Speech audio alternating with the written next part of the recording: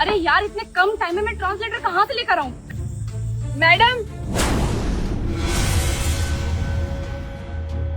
देखो, मुझे थोड़ा सा टाइम दो, तो मैं कुछ ना कुछ करती हूँ अरेंज। ठीक है मैडम, एक सेकंड रुको तो।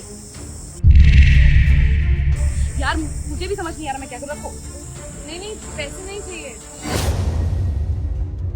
वो हम आपकी मदद करने आए हैं। मैं कॉल बैक करती हूँ।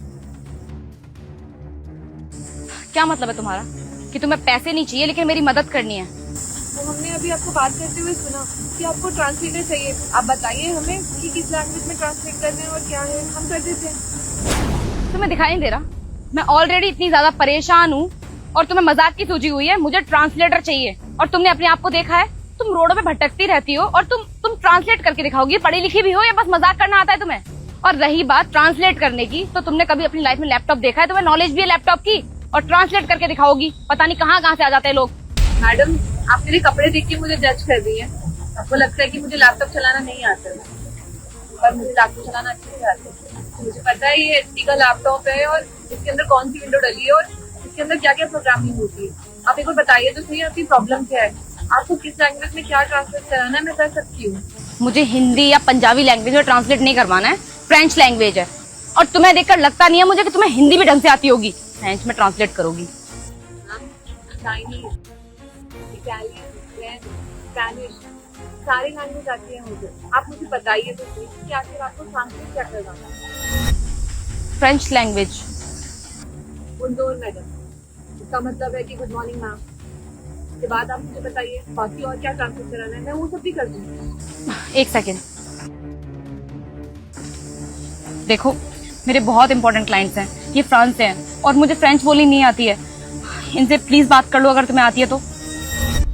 ठीक है, आप मुझे बता देना कि क्या क्या बात करनी है अपने क्लाइंट से। मैं हिंदी टू फ्रेंच उसको ट्रांसलेट करके बता दूंगी और बाकी क्लाइंट जो कुछ भी बोलेंगे वो आपको हिंदी में बता दूंगी। डन, मैं कॉल कनेक्ट करती हूँ। ये लो।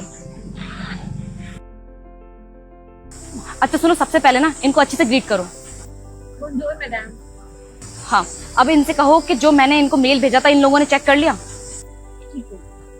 Asked you will mail QT Avenue। Madam, इन्होंने ना प्रोजेक्ट की सारी डिटेल चेक कर ली है और ये प्रोजेक्ट से रिलेटेड आगे की और बातें करना चाहते हैं। ठीक है, अब इनसे कहो कि हम लोग $10,000 से ज्यादा इन्वेस्ट नहीं कर सकते। ठीक है madam. You post investment $10,000 as to port UNO। Madam, they are agree। उन्हें कोई प्रॉब्लम नहीं है, वो इस प्रोजेक्ट में काम कर सकते हैं इस प्रोजेक्ट में। इनसे कहो थैंक यू और इनसे ये भी बोलो कि हम नेक्स्ट मीटिंग में कनेक्ट करेंगे। New connector load in our questionnaire email।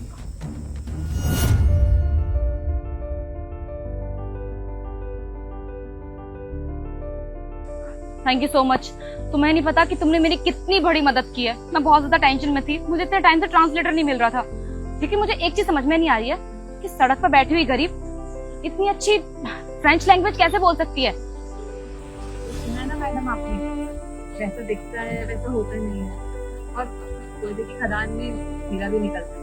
बस यही समझ लीजिए, किस्मत की मारी हूँ इसलिए यहाँ पर मैंने भी नहीं सोचा था कि ऐसे किसी की मदद करने का मौका मिलेगा। बहुत लंबी कहानी है, शायद बताऊंगी तो पूरा दिन निकल जाएगा। तो ठीक है, आपका काम हो गया, आप चलते हैं। रुको, अच्छा ये बताओ कि तुम्हारे इस काम के कितने पैसे हुए? कहते हैं ना, कुछ काम की कीमत नहीं होती है। समाज सेवा के रूप में मैंने आपकी मदद कर दी। आप परेशान थी, मुझे अच्छा नहीं लग रहा था आपको देख के, मैं सक्षम थी इसलिए मैंने आपकी मदद कर दी। बस ठीक है, कोई बात नहीं। तुम एक काम करो,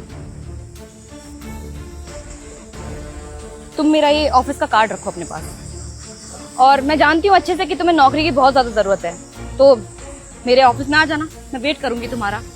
और मैं ये भी नहीं चाहती कि तुम जैसा टैलेंट ऐसे सड़क पर भटके। चलती हूँ मैं अब।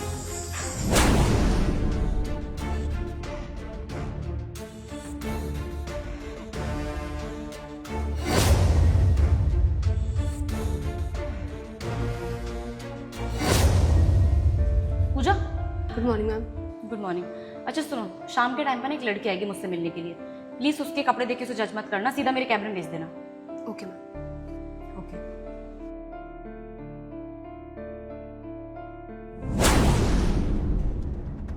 कितना टाइम हो चुका है, वो अभी तक आई क्यों नहीं है?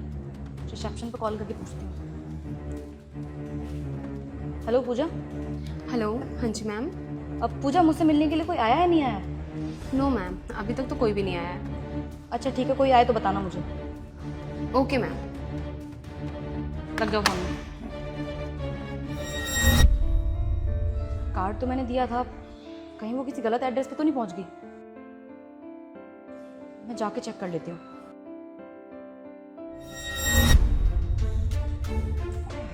सुनो, सुबह के टाइम पे ना यहाँ पर एक लड़की बैठी हुई थी, गरीब सी। दरअसल मैंने उसको नौकरी दी है, वो आई नहीं मेरे पास, मैं बहुत देर से उसका वेट कर रही थी। तुम मुझे बता सकती हो उसका घर कहाँ पर है? अरे मैडम, उनके चक्कर में मत पड़िए आप, वो नहीं मिलने वाली आपको। और आप दे कैसे सकती हो उनको नौकरी? आपकी नौकरी करेंगी क्या वो 60-70 हजार रुपए की? क्या मतलब है तुम्हारा? वैसे भी तो सड़क पर भटकती रहती है ना, अगर मैं उसे नौकरी दे दूंगी तो उसका ही घर चलेगा। समझाता हूँ। ये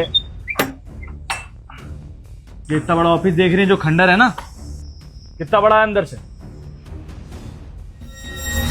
इतना सोचिए मत मैडम, समझाता हूँ, सब कुछ समझाता हूँ। दरअसल वो मैडम बहुत पैसे वाली थी, उनके पापा का बहुत बड़ा बिजनेस था, ये कंपनी उनके पापा की थी। कम से कम 200 लोग काम करते थे इसके अंदर। लेकिन वो कहते हैं ना, जब किस्मत खराब हो तो इंसान के साथ कुछ भी गलत हो जाता है। तो मैडम को एक आदमी से प्यार हो गया, शादी कर ली उससे। लेकिन वो आदमी मैडम से नहीं, उनके पैसे से प्यार करता था, क्योंकि इकलौती थी तो उनके पापा के जाने के बाद सब कुछ उन्हीं का था। शादी हुई, पापा ने सारी कंपनी सारी प्रॉपर्टी उनके नाम भी कर दी, और उस आदमी ने धोखे से सारी प्रॉपर्टी और कंपनी अपने नाम करा ली। और एक दिन मैडम को छोड़ के सब कुछ बेच बाच के धोखा देके यहाँ से चला गया। उनके पिताजी ये सदमा झेल नहीं पाए, वो भी बेचारे दुनिया छोड़ के चले गए। तब से यूं ही भटकती रहती हैं वो। और ये जो खंडर देख रही है ना आप, ले दे के यही बचा है उनके पास। दोबारा शुरू करने का भी पैसा नहीं है, और ना ही उनमें इतनी हिम्मत है कि इसको दोबारा शुरू कर सकें।